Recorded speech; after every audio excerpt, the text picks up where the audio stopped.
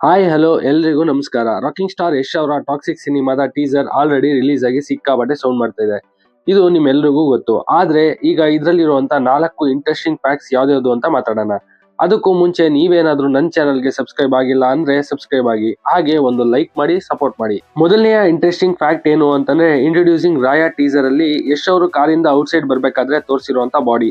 ಈ ಬಾಡಿಲಿ ಯಾವುದೇ ರೀತಿಯ ಟ್ಯಾಟೂ ಇಲ್ಲ.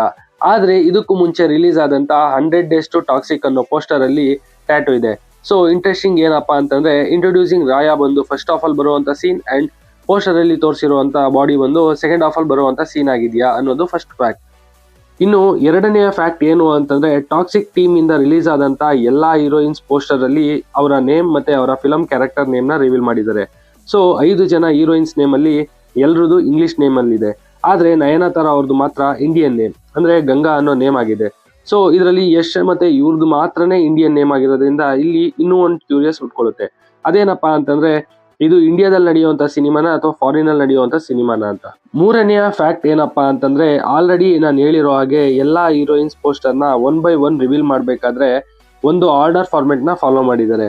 ಅಂದ್ರೆ ಮೋಸ್ಟ್ ಪವರ್ಫುಲ್ ಕ್ಯಾರೆಕ್ಟರ್ ನ ಲಾಸ್ಟ್ ಅಲ್ಲಿ ರಿವೀಲ್ ಮಾಡಿದ್ದಾರೆ.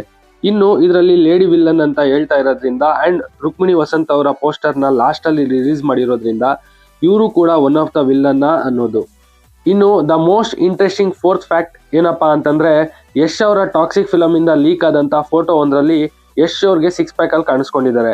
ಇಫ್ ಇನ್ ಕೇಸ್ ಅದು ನಿಜ ಆದ್ರೆ ಇಂಟ್ರೊಡಕ್ಷನ್ ಟೀಸರ್ ಅಲ್ಲಿ ಇವರು 6 ಪ್ಯಾಕ್ ಅಲ್ಲಿ ಕಾಣಿಸ್ಕೊಂಡಿಲ್ಲ. ಸೊ ಇದು ಯಾಕೆ, ಅಥವಾ ಸೆಕೆಂಡ್ ಹಾಫ್ ಅಲ್ಲಿ ಏನಾದ್ರು ತೋರಿಸ್ತಾರಾ ಅನ್ನೋದು. ಅಷ್ಟೇ ಅಲ್ಲ, ಇವರ ಹೇರ್ ಸ್ಟೈಲ್, ಬಾಡಿ, ಟ್ಯಾಟೂ ಎಲ್ಲ ಚೇಂಜ್ ಆಗಿರೋದ್ರಿಂದ ಟೈಮ್ಸ್ ಇದರಲ್ಲಿ ಏನಂತ ಅನ್ಸುತ್ತೆ ಅಂದ್ರೆ, ಇದೇನಾದ್ರೂ ಡಬಲ್ ಆಕ್ಟಿಂಗ್ ಫಿಲಂ ಆಗಿದೆಯಾ ಅಥವಾ ಇಂಟರ್ವೆಲ್ ಅಲ್ಲಿ ಏನಾದ್ರೂ ಬಿಗ್ ಬ್ಯಾಂಗ್ ಇದೆಯಾ ಅಂತ.